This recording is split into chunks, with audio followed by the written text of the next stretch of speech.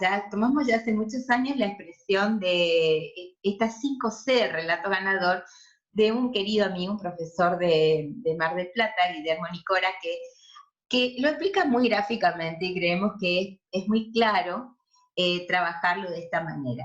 El relato ganador, cada una de las partes va a esmerarse en construir el relato ganador. Y cuando yo construyo mi relato tengo que esmerarme, porque tengo que pensar siempre que al mismo momento la otra parte está haciendo lo mismo y que quiere ganarme. Y entonces tengo que pensar en términos estratégicos y tengo que esmerarme esto, así que al sistema acusatorio nivela para arriba, pues yo tengo que pensar que mi adversario es mejor que yo. Entonces me tengo que esmerar en la construcción de este relato. Este relato debe ser claro, la claridad en que voy a expresar el lenguaje, para que me entienda el jugador, sí, para que me entienda el jugador, el que va a decidir, pero también para que me entienda la gente, porque estamos hablando en términos de publicidad, estamos hablando en términos de transparencia, y el lenguaje ha sido algo que nos ha separado a los abogados muchas veces y al sistema de justicia ha separado del ciudadano. Por eso tenemos que recuperar la claridad, la sencillez del lenguaje para expresar nuestro relato. El relato tiene que ser completo, yo no puedo tomar la parte que me conviene de las evidencias de los relatos, yo tengo que tomarlo y realizar y poder explicar todos y cada uno de estos elementos que conforman esa suma articulada que decíamos que se debe comprender mi teoría del caso. Tiene que ser coherente, naturalmente, para que esto pueda transmitirse en una forma lógica y clara. Yo tengo que sentirme cómodo con mi relato, o sea, el primer convencido tiene que ser el litigante, porque la incomodidad en algún punto del relato, cuando yo empiezo un relato y siento que en algún punto tengo una incomodidad, cuando lo explico, cuando lo digo, eso se trasluce y se proyecta, y eso resta credibilidad. Por eso, estas 5C, en realidad estas 4C, engloban y complementan a esta C, a esta gran C, que es la de la credibilidad.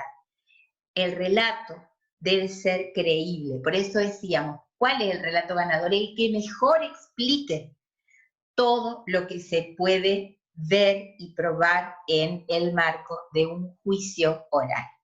Entonces, decíamos de dos maneras, una manera intuitiva y una manera metodológica.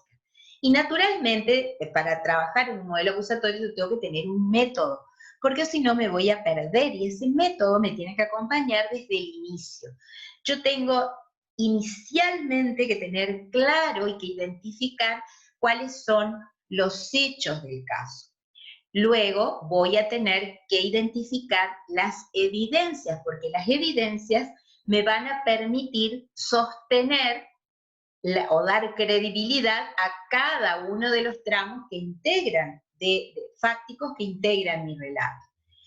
Y formular mi teoría jurídica de manera que los hechos que yo establezca ensamblen en esa teoría jurídica que postulo. Esto permite que los litigantes puedan proyectar el caso. Y esto es muy importante porque de aquí en más aparecen las decisiones estratégicas de las que vamos a hablar en varias oportunidades, porque es lo que hace al sistema de gestión de la conflictividad que decíamos que es uno de los postulados necesarios de los modelos acusatorios reales. Entonces, es recomendable trabajar en un cuadro de trabajo. ¿Cómo vamos a trabajar? Y aquí ustedes empiezan a tener las herramientas para el trabajo práctico que van a ser de esta unidad con el caso Martín y Laura. El cuadro de trabajo va o debe tener desde esta propuesta metodológica 3 columnas. Algunos adicionan una columna más de observaciones. En algunos textos vamos a ver cómo están las columnas ordenadas de una manera distinta, incluso en el libro Introducción al Sistema Acusatorio de la Litigación Oral, están dentro del cuadro de trabajo que habíamos propuesto en el caso Juan Pérez, proposiciones fácticas, teorías jurídicas, luego las evidencias y las observaciones, porque tenían una finalidad más bien de posgrado. Pero en grado, y esto es muy importante, y esto es para grado y posgrado, entendiendo de esta manera, es mucho más sencillo trabajar, porque trabaja en una forma secuencial. Lo importante es que necesitamos entender qué son las proposiciones fácticas o qué vamos a incorporar en esta primera columna, qué vamos a incorporar en la columna de evidencias y en la columna de las teorías jurídicas. Ir ensamblándolas de manera correlativa, ¿sí? Entonces, vamos a empezar por las proposiciones fácticas. Es un nombre medio complicado, pero en realidad es muy sencillo, porque son las oraciones afirmativas. Cada tramo del hecho, cada tramito del hecho que está expresado en proposiciones fácticas, esto va a integrar esta secuencia del relato. Entonces, estas frases afirmativas de hechos puntuales son las que nos van a permitirnos armar el relato desde el punto de vista fáctico. Y vamos a ver que algunas de esas proposiciones fácticas son incontrovertibles, es decir, no vamos a discutir, por ejemplo, en un homicidio, la persona murió, no discutimos esta cuestión, vemos las circunstancias en las que se produjo la muerte. Por ejemplo, podría ser un punto que no sería controvertible. En otro caso, podría ser que la controversia gire respecto de la causa de la muerte, y entonces la proposición fáctica que cada una de las partes sostenga va a ser controvertida. Entonces, es importante identificar la proposición fáctica que es incontrovertible, que yo no voy a negar, de aquellas que son triviales y pueden integrar las teorías del caso de ambas partes, en relación a aquellas que son las controvertidas. ¿Por qué son controvertidas? Porque si integran mi teoría del caso, no pueden integrar la teoría del caso de la parte contraria. Por ejemplo, si el fiscal postula un homicidio, la defensa no cuestiona que el imputado dio muerte a la persona, sino que esa muerte se produjo en un contexto de legítima defensa. Y entonces sus proposiciones fácticas se construirán sobre la base de la teoría del caso que postula. Las evidencias son los elementos, o sea, las herramientas, por eso la imagen de la cajita de herramientas, que nos permiten dar credibilidad al relato. ¿Qué es una evidencia? El relato de un testigo, un documento, una carta, una filmación, una cámara de video, un informe que yo pueda obtener. Y todas estas evidencias nos van a permitir dar credibilidad al relato. Y las inferencias, que son los modos de razonar que sugerimos o proponemos para apoyar nuestra posición. Cada proposición fáctica, para ser creíble, tiene necesariamente que apoyarse en evidencias, en inferencias o en ambas. Cuanto más evidencias o inferencias pueda tener en apoyo de una proposición fáctica, esa proposición fáctica va a ser más fuerte.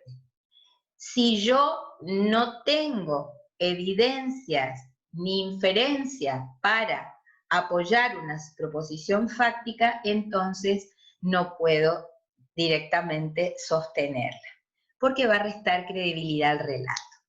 Las teorías jurídicas, que serían el tercer eje, son complejas, son generales, abstractas, y no, nosotros podemos trabajarla, podemos pensarla para infinidades de situaciones. Decíamos en la primera clase, bueno, ¿puede alguien probar un robo? ¿Se puede probar un robo? ¿Se puede probar un daño? En realidad, así en abstracto, no se puede probar porque las pruebas hablan en el lenguaje de los hechos. De manera que necesitamos conocer de las teorías jurídicas los elementos que esa teoría jurídica requiere para ensamblar a un tipo penal. Entonces, ¿podemos probar el apoderamiento ilegítimo de una cosa mueble ajena? Estos son términos abstractos y yo no los voy a poder probar de esa manera. Lo que sí podré probar es que Juan le arrancó la cartera a María, que al hacerlo la tiró al piso, como ella se resistió, la arrastró, María se raspó las rodillas, gritaba y Juan se llevó su cartera. Entonces, cuando yo establezca esas proposiciones fácticas me van a ir dando los elementos de la teoría jurídica. Apoderamiento, Juan se apoderó de la cartera de María. De una cosa mueble, cartera, ajena, era de María. Ilegítimo, porque María no le dio permiso y él se lo hizo en contra de su voluntad. Y además a eso adicionamos que ejerció una violencia sobre María. Entonces, estos elementos de la teoría jurídica necesariamente tienen que ensamblarse con las proposiciones fácticas que integran mi teoría del caso. ¿Para qué nos sirve la teoría del caso? La teoría del caso nos permite fundamentalmente proyectar el caso. Cuando yo elaboro mi teoría del caso, proyecto. A ver, sobre este caso, ¿cuál es el mejor modo de resolver este conflicto?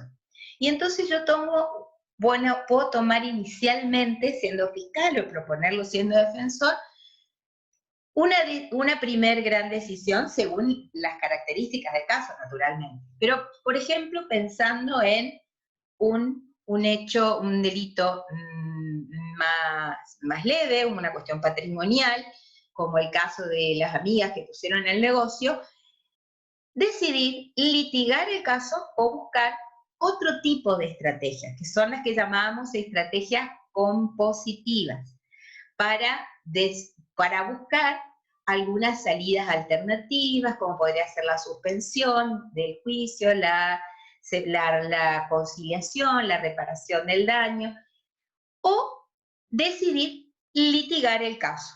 Podrá también requerirse el sobreseimiento. Por ejemplo, si en ese primer momento no se encuentran elementos para continuar, decíamos que en un primer momento no tenemos, durante la etapa de investigación, no tenemos pruebas, tenemos evidencias. Esas evidencias no son pruebas, pero sí nos sirven de base para tomar decisiones estratégicas. La decisión estratégica de continuar el caso o si se verifica, por ejemplo, inicialmente que esta persona a quien se le atribuye el hecho en ese momento estaba en Madrid dando una conferencia y que es imposible porque entró al país en tal fecha. Entonces tenemos evidencias que no son pruebas, pero son evidencias que nos permiten desvincular a esa persona del caso y continuar con una investigación eficaz.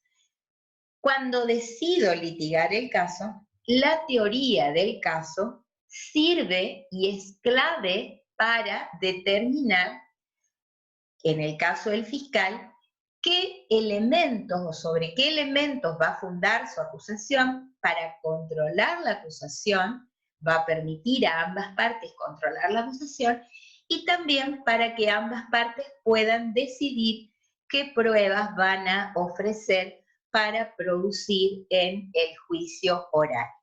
¿Puedo cambiar mi teoría del caso? Esta es una pregunta importante y dependerá del momento, porque inicialmente, durante la investigación preliminar, el fiscal actúa con un principio que es de objetividad, decíamos, de lealtad procesal. Sus requerimientos deben ser fundados y tiene que actuar con racionalidad. Entonces, puede ocurrir que haya algún elemento de su teoría del caso que varíe. Entonces, si aparece una evidencia que modifique la teoría del caso, entonces será necesaria tomar la decisión estratégica oportuna. Si Si surge la necesidad de ampliar una imputación, tendremos que formalizar nuevamente la imputación en relación al imputado. O puede ocurrir que en el marco de esta teoría del caso el elemento que varíe sea justamente el elemento subjetivo. Esta persona, tengo a una joven a quien dieron muerte de una manera horrible, y todas las sospechas estaban centradas en su expareja. Resulta ser que su expareja es quien estaba en ese momento, y se verifica a través de las evidencias que se aportan que estaba en Madrid dando la conferencia, y entonces aparece claro que él no fue quien mató a la joven. Es necesario remover en todo caso sale esa persona, se dictará el sobreseimiento, pero continúa la investigación en relación a la persona que pueda ser sospechada en relación a esta muerte. Cada elemento que se incorpora y que pueda modificar mi teoría del caso requerirá una investigación complementaria para apoyar y para darle mayor credibilidad a la teoría del caso modificada. Y si una vez que voy a concluir la investigación, cuando el fiscal toma la decisión de llevar el caso a juicio, ya no